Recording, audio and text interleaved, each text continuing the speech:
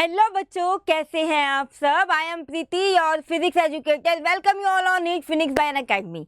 So I hope आप लोगों की तैयारी बहुत अच्छी चल रही होगी नीट 2025 की। लेकिन अब जैसे कि आप लोग थंबनेल देख के ही आए हो, ठीक है ना, सेशन के अंदर। तो ये थंबनेल मैंने आपको इतनी जल्दी क्यों इंट्रोड्यूस किया, मतलब ये टॉपिक जो है ये बहुत इंपॉर्टेंट टॉपिक है, डू और डाई चैप्टर्स वाला। ठीक है, जनरली आप लोग इसको लास्ट में देखना प्रेफर करते हो एग्जाम से पहले, लेकिन मेरा ऐसा मानना है कि जो इंपॉर्टेंट चीज़ें होती है ना वो पहले से पता होनी चाहिए कि हाँ ये आपका एक कुछ सिलेबस है, इसमें ये पोर्शन इंपॉर्टेंट है। क्यों? क्योंकि जब वो क्लास में चल रहा होता है ना, बच्चे के दिमाग में पहले से ये फीड होता है कि मैम ने ये पहले ही बता चुकी है कि इसके बिना पेपर में नहीं जाना है। तो बच्चा कहीं ना कहीं, आप लोग कहीं ना कहीं कॉन्शियस हो जाओगे उस चीज़ को लेकर कि हाँ ये तो मेरे को अच्छे से करना ही है। तो कुछ चीज़ें मुझे ऐसा होता है कि तैयारी के शुरुआत में ही बच्चे को बता देनी चाहिए। तो इसीलिए बच्चों मैं आप लोगों के लिए आज लेकर आई हूँ डू और डाई चैप्टर्स की। ऐसे कौन से चैप्टर्स है बच्चे जो आपको, जिन्हें, ऐसे कौन सी यूनिट्स हैं जिन्हें आपको किए बिना पेपर में नहीं जाना, जाओगे तो कोई पेपर में फ़ायदा नहीं होगा, कोई नंबर नहीं आपका आने वाला नीट के अंदर। ठीक है, तो आओ उन्हीं के बारे में बात करेंगे। लेकिन आपके दिमाग में एक क्वेश्चन आ रहा होगा कि भाई हम कैसे निकालते हैं, मतलब कौन से बेस को, किन चीज़ों को आधार मानकर हम मोस्ट इंपॉर्टेंट चैप्टर्स को निकालते हैं, है ना। देखो बेटा, पता है आधार क्या होता है, किन चीज़ों को, किन पॉइंट्स को, किस बातों को हम सोच कर ये बोलते हैं कि डू और डाई चैप्टर्स हैं ये, इनके बिना चले मत जाना। ठीक है, पेपर में ऑल्दो ये आपके 2025 की स्टार्टिंग है, मैं आपसे ये बिल्कुल भी नहीं कह रही हूँ कि आपको यही चैप्टर्स करके जाने हैं। मैं आपको ये कह रही हूँ कि अगर आपको फिजिक्स से बहुत ज़्यादा डर लगता है, बहुत सारी मेहनत करने के बाद भी आपको ऐसा लगता है कि उतना अच्छा आउटपुट आप नहीं दे पा रहे जितना आप बायो या फिर कैम में दे पा रहे हैं, तो आपको ये चीज़ें ज़रूर करनी है। अदरवाइज सारे बच्चों को पूरा सिलेबस करना है अच्छे से, क्योंकि अगर अभी से आप टाइम काउंट करोगे और फैब तक अगर आपने टारगेट लिया है अपना सिलेबस ख़त्म करने का, फैब तक हो जाना चाहिए। रीज़न भी कि जो मार्च और अप्रैल है उसको आप बेटा रिवीजन के लिए रखो। ठीक है, 2 महीने अच्छे से रिवीजन करो, क्योंकि जितना ज़्यादा रिवीजन करोगे ना उतना अच्छा स्कोर अच्छा आएगा आपका नीट में। ठीक है, चलो आप फैब तक अगर बच्चे आप काउंट करोगे तो आपके पास अप्रॉक्सीमेट 7 to 8 मंथ्स हैं। ठीक है, और इतना आपके लिए काफ़ी है फिजिक्स को करने के लिए, बाकी आपकी चीज़ें साइड बाय साइड चल ही रही हैं। कौन से आधार पर मैंने ये डिसाइड किया कि इन चैप्टर्स के बिना मत चले जाना, तो आओ देखते हैं। पहला बच्चे अगर आप देखेंगे तो फर्स्ट क्या है बच्चे, फर्स्ट वो है कि जो चैप्टर बच्चे इजी हैं, ठीक है, जो चैप्टर्स इजी हैं औरों के कंपेयर में, बाकी यूनिट्स के कंपेयर में, और बच्चे जो जल्दी खत्म हो रहे हैं, और बच्चे जिनकी लेंथ कैसी है, जिन चैप्टर्स की लेंथ कम है, जिन चैप्टर्स की लेंथ बच्चे कैसी है, जिन चैप्टर्स की लेंथ आपकी कम है। ठीक है, बात क्लियर हो गई ये वाली। चलो अब सेकंड पॉइंट बच्चे यहाँ पर क्या निकल कर आता है, सेकंड पॉइंट निकल कर आता है जिनके न्यूमेरिकल्स, मतलब जो आप कम प्रैक्टिस में भी जिनका आउटपुट अच्छा निकल पा रहा है और जिनकी क्वेश्चंस की वेटेज भी अच्छी खासी है, जो हर साल जिनमें से क्वेश्चन आपका पूछा ही जाता है। ठीक है, तो आपका क्या है सेकंड बच्चे, जो रिपीटिशंस है क्वेश्चन की, जो बच्चे आपकी रिपीटिशंस है क्वेश्चंस की, वो एवरी ईयर है, वो बच्चे एवरी ईयर है। ऐसा नहीं हुआ कि इस साल आ गया और उसके अगले साल नहीं, मतलब कोई ईयर स्किप हो गया हो। तीसरा बच्चे क्या है, तीसरा ये है कि आपके कौन से टॉपिक ऐसे हैं जो बच्चे आपके फिजिक्स में भी है और जो बच्चे आपके कैम में भी है। उससे क्या होगा, जिन बच्चों को डर लगता है फिजिक्स को करने से, वो चैप्टर जो आप ऑलरेडी केमिस्ट्री में करके आ चुके हो उसमें आप कंफर्टेबल फील करोगे, क्योंकि आपको एक नॉलेज ऑलरेडी आपके पास वो है। और फिजिक्स में जब आप आके उसके न्यूमेरिकल हल्का सा इन डेप्थ जाने की कोशिश करोगे तो वो आपको चैप्टर्स परेशान नहीं करने वाले हैं। बातें क्लियर हो रही हैं? ठीक है, जो जल्दी ख़त्म हो रहे हैं, जिनके न्यूमेरिकल्स में भी कम टाइम लग रहा है, जिनका कैलकुलेशन पार्ट भी कैसा है बच्चे, जिनका कैलकुलेशन पार्ट भी कम है, ये बिल्कुल आप लोगों के लिए है। जिन बच्चों को डर लगता है इंटीग्रेशन डिफरेंशिएशन का साइन देख के, ठीक है ना, और जिसका 11 से, मतलब अगर आपको फिजिक्स में कुछ भी नहीं भी आता है ना, आपने अभी तक कुछ भी नहीं किया है, तब भी वो चीज़ें आपको समझ में आएंगी। तो ये तो बेटा आधार होता है, ठीक है। लेकिन उससे पहले क्या, मैं आपको बताऊंगी पूरे जितना भी आपका सिलेबस है क्लास 11th क्लास 12th का, उन सारे चैप्टर्स का, सारी यूनिट का वेटेज। लेकिन वेटेज बताने से पहले कुछ और बातें देखो, ये सारे बच्चों के लिए, ये वाला जो सेशन है सारे बच्चों के लिए। देखो जो जिनको फिजिक्स अच्छी लगती है, जो ये सोच रहे हैं कि हाँ उन्हें भैया 680 से अबव मार्क्स लेकर आने हैं, तो उनके लिए कैसे बेनिफिट है, ठीक है। उन्हें ये पता चल जाएगा कि हाँ ये यूनिट्स को उन्हें पहले से ही सब कुछ पता है, लेकिन उनका और भी पक्का हो जाएगा कि हाँ बच्चे ये वाली यूनिट्स ना अच्छे से करके जानी है भाई हमें, ठीक है। ये हमें क्या दिलाएगी, ये हमारी वहाँ पे रैंक डिसाइड करेगी, ठीक है ना। और एडमिशन उन बच्चों के लिए जिनको सिर्फ एडमिशन चाहिए, जिनको ये है कि हमें कोई टॉप गवर्नमेंट कॉलेज अच्छा मिल जाए, ठीक है, उन बच्चों के लिए क्या है। देखो बेटा, अगर आपको फिजिक्स बहुत ज़्यादा टफ लगती है, ठीक है, बहुत कोशिश ये होता है, ये बहुत नेचुरल है, इसको बिल्कुल भी ऐसा परेशान नहीं होना है इसको सोच के, ठीक है। बहुत सारी मतलब ठीक है आप मेहनत कर रहे हो, आप 4-5 घंटे दे रहे हो फिजिक्स को, लेकिन उसके बावजूद भी अगर आपको ऐसा लग रहा है ना कि यार बायो और केमिस्ट्री के जितना आउटपुट आप नहीं निकाल पा रहे हो, तो उन बच्चों के लिए क्या है बच्चे, उन बच्चों को ये टॉपिक्स बहुत अच्छे से करने हैं। उन बच्चों को बिल्कुल भी ध्यान नहीं देना है कि उनका जो सिलेबस है बच्चे क्या, कि 100% सिलेबस ही होना चाहिए। अब आप मेरे को एक बात बताओ, एक तो आपको फिजिक्स से लगता है डर, ऊपर से आपके दिमाग पे है 100% सिलेबस करने का प्रेशर, और जैसे तैसे करके आपने अपना पूरा सिलेबस कर भी लिया, वहाँ पे आपकी हो जाएगी प्रैक्टिस कम, ठीक है। और physics is all about numerical practice, ठीक है। तो मैं आपसे ये कहना चाहती हूँ बेटा, अगर आपको कोई चैप्टर स्किप भी करके जाना है तो आप स्किप करके जाओ, बेशक आप इस 100% में से 80% सिलेबस को करके जाओ, लेकिन ये 80% सिलेबस आपका ऐसा होना चाहिए बिल्कुल सॉलिड, समझ रहे हो आप। आपने इस 80% सिलेबस को, क्योंकि अगर कोई क्वेश्चन आपका चेंज होके आ गया, कोई क्वेश्चन उसने आपको कुछ अलग से मॉडिफाई करके दे दिया, कुछ न्यू एप्लीकेशन पे दे दिया, तो आप वहाँ पे एबल होगे, अगर आपने इतना सिलेबस किया होगा उस पोर्शन से आप वो क्वेश्चन कर डालोगे, और वहीं पे वो आपके मार्क्स को बिल्कुल पलट देगा। लेट्स सपोज कि आपने पूरा किया है, ठीक है, और पूरा सिलेबस करके आपकी एफिशिएंसी निकल के आ रही है 70%, तो उसका कोई फायदा नहीं है। लेकिन अगर आपने 70% ही सिलेबस किया है और उसमें आपकी एफिशिएंसी, आपका आउटपुट भी पूरा 70% ही निकल कर आ रहा है, तो ये एक बहुत अच्छा, बहुत बेहतरीन आउटपुट है। बात को समझने की कोशिश करना।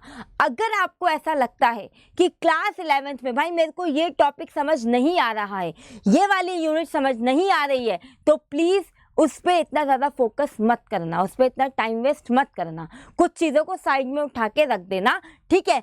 कोशिश करना ये जो मैं टॉपिक्स आपको आज बता रही हूँ ना, ये टॉपिक्स को अच्छे से कवर अप करने की, जैसे जैसे आपके क्लास में होते जाएं, इनको बहुत ध्यान से देखना, बहुत ध्यान से समझना, इनके बैकलॉग्स मत होने देना, ठीक है। तो पहले तो आ जाते हैं, और दो अभी ऐसा आपको पता है 2025 की आप लोगों ने तैयारी शुरू करी है, तो आपको अपना पूरा सिलेबस ही बच्चे क्या करना है, पूरा सिलेबस कंप्लीट करना, मतलब पूरा आपको हर एक चीज़ पता होनी चाहिए सिलेबस की। और अगर आपको ऐसा लग रहा है ना कि कोई चैप्टर, कोई यूनिट आपको टफ भी लग रही है, तो उसमें आपको उसके फॉर्मूलाज तो एटलीस्ट देखने ही हैं, ठीक है। बात को समझने की कोशिश करना मेरी, ठीक है। अब अगर आप 2025 के लिए चैप्टर वाइज वेटेज को देखेंगे, ठीक है। देखो क्लास 12th अभी आप लोगों ने, अगर आप ड्रॉपर बच्चा हो, ठीक है, अगर आपने ड्रॉप लिया है, अगर आप अभी क्लास 12th में हो, रिसेंट आप क्लास 12th में हो, ठीक है, तो उनके लिए तो बहुत बेनिफिट होने वाला है ये वाला सेशन। क्यों, जब मैं आपको बताऊंगी तो आप खुश हो जाओगे आप काफ़ी। लेकिन ड्रॉपर वाले बच्चे के लिए भी, और जो क्लास 12th में है, ठीक है, उस बच्चे के लिए भी क्लास 11th आप कुछ भूल गए होगे, हाँ या ना, आपके दिमाग से निकल गई होगी। तो आप उसकी रिवीजन शुरू कर दो। आप लोगों को मैं चीज़ बता रही हूँ, ठीक है। चैप्टर वाइज बच्चे अगर आप वेटेज को देखोगे तो सबसे पहला और इजी यूनिट्स एंड मेजरमेंट, आपको पता है, आपको इसमें एरर देख के जाने हैं, आपको इसमें स्क्रू गॉज देख के जाना है, वर्नी देख के जाना है। ये सारे टॉपिक्स बच्चे आपको अच्छे से देख के जाने हैं। इसकी वेटेज है 2%। आता ही आता है, 2 क्वेश्चन तो मान के चलो कि आएंगे ही आएंगे, ठीक है। बात को ध्यान से समझना। काइनामेटिक्स, काइनामेटिक्स के नाम से बच्चे डर जाते हैं, ठीक है। देखो काइनामेटिक्स में आपका वही आ गया, motion in 1D and motion in a plane, ठीक है। काफ़ी अच्छा है, काफ़ी मतलब इतना मुश्किल नहीं है। मैं हमेशा से बच्चों को ये चीज़ बोलती हूँ कि क्लास 11th अच्छी क्यों है, क्लास 11th की फिजिक्स मज़ेदार क्यों लगती है, क्योंकि आप उसको अपनी डेली लाइफ से रिलेट कर पाते हो, आप उसके बारे में कुछ कुछ चीज़ें इमेजिन कर पाते हो, समझ पाते हो। लेकिन वहीं जब आप क्लास 12th में आते हो तो वहाँ पे आपको इमेजिन करना क्या होता है, हल्का मुश्किल होता है, ठीक है। इसलिए मैं क्लास 11th को हमेशा ईजी ही मानती हूँ। और बिलीव मी, अगर आप मेरी क्लासेस लोगे ना तो आपको चेंज समझ में आएगा, ठीक है। आपको नीट के लिए कोई बहुत ज़्यादा ना टफ फिजिक्स नहीं करनी है। आपको जो आपके पास चीज़ें दी हुई हैं एनसीईआरटी में, जो आपको टॉपिक्स आपके टीचर करवा रहे हैं, उसी में से पेपर आता है, ठीक है। चलो आ जाओ। काइनामेटिक्स से बच्चे अगर आप फोकस करोगे तो यहाँ पर आपका निकल कर आता है motion in a plane and motion in a 1D straight line. इसका भी आपका 3% का वेटेज है, ठीक है। NLM देखोगे, न्यूटन्स लॉ के उसके मोशन देखोगे, और वर्क WEP देखोगे, ठीक है। इसका आपका बच्चे 3% है। इसकी रिवीजन चालू कर देना। ये मैं आपको बच्चे चैप्टर वाइज वेटेज बता रही हूँ, ठीक है। मोशन अगर आप देखोगे बच्चे 5th यूनिट पे अगर आप चलते हो तो जो आपका बच्चे सिस्टम ऑफ पार्टिकल है, ठीक है, इसमें से आपका रोलिंग हट चुका है। ये एक बहुत मज़ेदार बात है कि बच्चे इसमें से आपका रोलिंग हट चुका है। बहुत ज़्यादा टाइम लेता था सच में, बड़ा दिमाग खपाई वाला चैप्टर, मतलब इंटरेस्टिंग है, मज़ेदार है, लेकिन टाइम कंज्यूमिंग था काफ़ी, ठीक है। तो यहाँ से आपका रोलिंग हट चुका है। अच्छे से करना, मेरे साथ क्लास में करोगे, यू फील द चेंज कि हाँ भाई, मतलब इस तरीके से भी चीज़ों को समझा जा सकता है, ठीक है। नेक्स्ट यूनिट आती है बच्चे आपकी ग्रेविटेशन की। इसमें इतना कोई हुआ नहीं है, ठीक है। बहुत फॉर्मूला बेस्ड आपके पास चीज़ें आती हैं, तो ग्रेविटेशन आपका एक अच्छा स्कोरिंग चैप्टर बनता है और अच्छे क्वेश्चंस भी यहाँ से आते हैं, ठीक है। अच्छा, यहाँ पे अगर आप देखोगे तो आपको बच्चे जो प्रॉपर्टी है ये सॉलिड और फ्लूइड वाली अच्छे से करके जानी है। ये यूनिट आपका 3% कंसिस्ट करती है। ऐसा जिसमें कोई इतनी ज़्यादा कोई कैलकुलेशन भी नहीं है और ये आपका एक इजी पार्ट में आता है, ठीक है। थर्मो, देखो थर्मो की क्या खासियत है।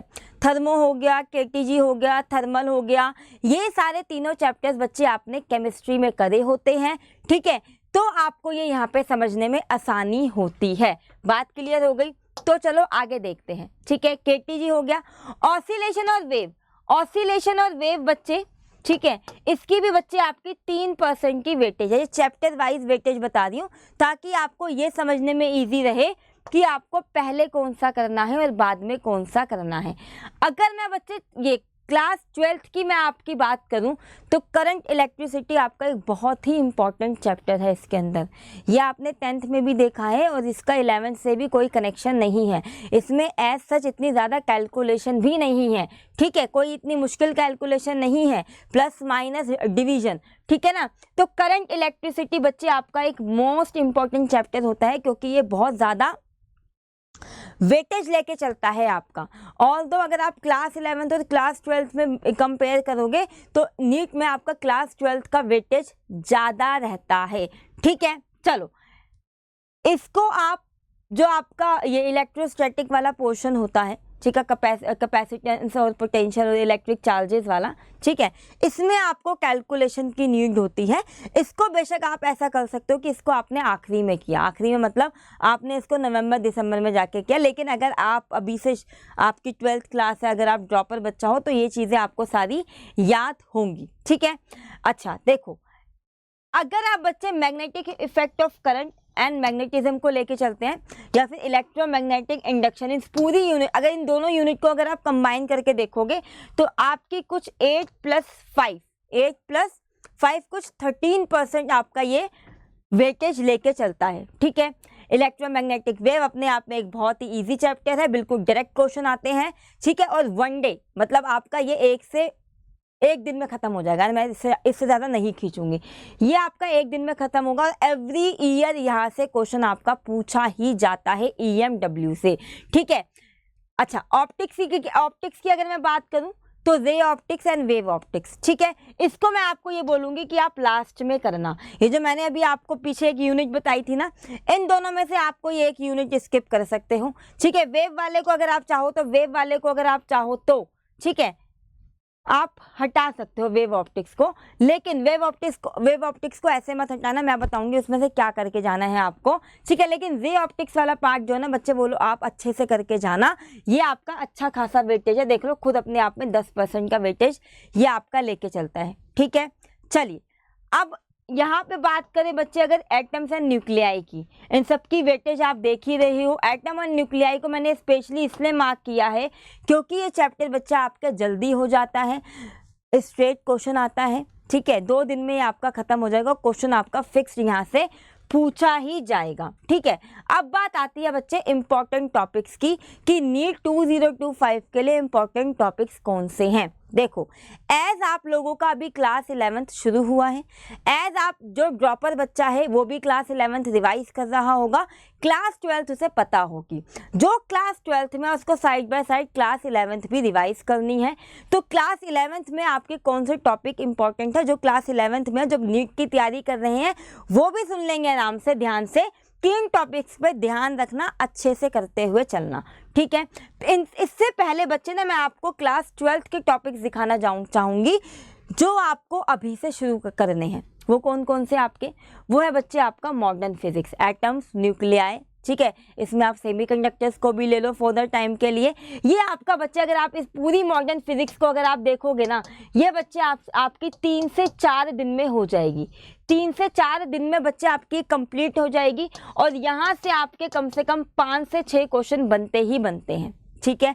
अगर आप बच्चे बात करोगे हीट की, ठीक है, ये मैंने यहाँ पे क्लास 12th हटा दो, एक 2 मिनट के लिए क्लास 12th हटा दो, मैं आपको इंपॉर्टेंट टॉपिक्स बता दूँ जनरली, ठीक है। अगर आप बच्चे बात करेंगे हीट की, केटीजी थर्मल एंड थर्मोडायनेमिक्स, ये आपने ऑलरेडी क्लास 12th में किया हुआ होता है, आपने क्लास 11th में किया हुआ होता है, आपने ये केमिस्ट्री में भी किया हुआ होता है, ठीक है। यहाँ पे आपको ऐसा कोई कैलकुलेशन बहुत वास्ट नहीं चाहिए, बहुत सिंपल कैलकुलेशन होती है। ये नहीं है कि आपको इंटीग्रेशन आना चाहिए, आपको डिफरेंशिएशन आना चाहिए। ये टॉपिक आपके इजी भी होते हैं, मुश्किल भी नहीं होते, जल्दी भी खत्म हो जाएंगे और एवरी ईयर यहाँ से आपका क्वेश्चन बनता ही बनता है। उसके बाद बच्चे आपका आता है property of fluids and solid. ये बच्चे आपको करना है, अभी से शुरू कर देना इन टॉपिक्स को, इनके न्यूमेरिकल्स को लगाना, ठीक है। उसके बाद बच्चे आपका आता है इलेक्ट्रिसिटी, इलेक्ट्रिक करंट, जो मैं आपको बता चुकी हूँ कि इसको बेटा बिल्कुल भी मतलब ये वो टॉपिक्स है बच्चे जहाँ इन टॉपिक्स के आपको न्यूमेरिकल अभी से लगाना शुरू करना है, ठीक है। देन बच्चे आपका आता है ग्रेविटेशन, देन बच्चे आपका आता है इलेक्ट्रोस्टैटिक। ये क्यों बताएं, जिन बच्चों ने क्लास 12th अभी अभी करी है, या जो बच्चा क्लास 12th में है, या फिर जो बच्चा ड्रॉपर है, ठीक है, उनको ये चैप्टर अभी से प्रैक्टिस करने हैं। ये इजी है, ये आपका बच्चे ये सारे चैप्टर्स मिला के ना आपके ये बच्चे 90 से 100 नंबर बनाते हैं। बिल्कुल सही, यकीन नहीं होगा, लेकिन प्रीवियस ईयर आपको देख के जितने भी आपके क्वेश्चन कहाँ से आए हैं उसी का निचोड़ दे रही हूँ इसके अंदर कि कितने कौन से चैप्टर्स करके आपका कहाँ से क्या बनेगा।